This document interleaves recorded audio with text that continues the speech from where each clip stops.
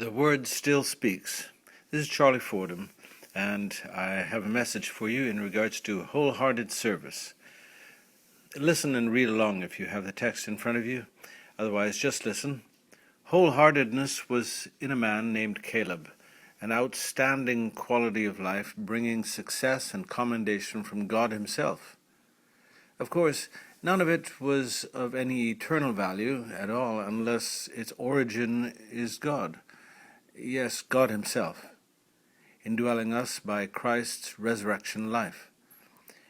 Christ is as available to us now for the service into which he puts us as the Father was to him then in the service into which he sent him. Like he said, "As the Father has sent me, even so I send you." Now in Deuteronomy 1:36, God said to Caleb, "Caleb, you have wholly followed the Lord." Here's the story of a man who poured out all that he had into his life to which God had sent him.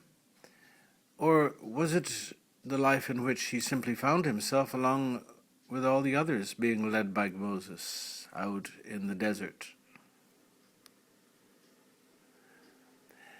More likely the latter, and more likely later on discovered through his contemplation and love for the Lord that it was in fact the Lord himself who had indeed sent him there and arranged for him to grow up with Moses and Joshua and all the other leaders whom he served as a younger man, and zealous to go at God's bidding anywhere, at any cost, at any time, wholehearted.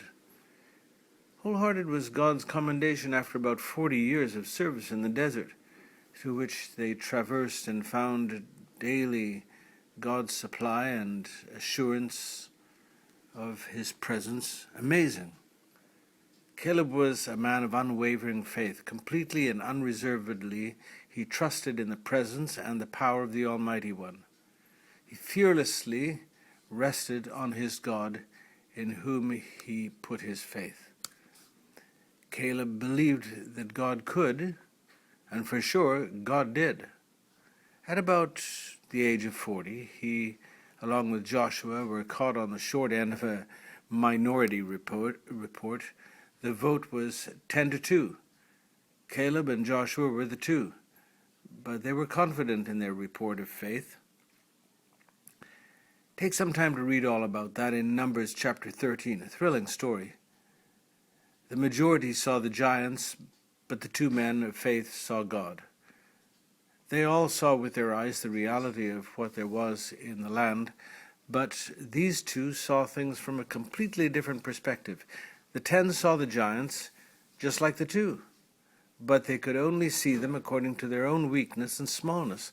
The 2 saw the giants and a lot more, but these saw all that in relation to the power of the Lord. What Caleb inwardly believed, he outwardly confessed, regardless of the circumstances. He lived up to his name, Caleb, which means all heart. He pleased God, for he dared to believe. To him it was not a dare, but normal to believe in a much greater God. Caleb declares, "We are all able to overcome, and we are well able to overcome." I love his dauntless spirit. Wow. He says, "Let's go," and go at once. This was no cocky or proud strutting boast of an egotist. Even at the age of 85, he was still on target, totally and completely and solely shouting, "Let's go! Give me a mountain to conquer." Caleb was a man who was willing to stand alone. Strong in his conviction, he wanted to get on with it. Yes, Caleb followed God fully. That was God's declaration, and Caleb's quality of heart and attitude. This life that is here today, and who knows for how long yet, can still be run and walked in victory wholeheartedly. Think about this.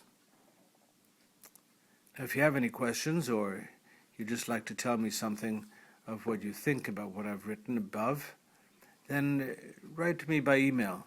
Let me know where you live, the city and the country, and I'll be glad to answer you personally.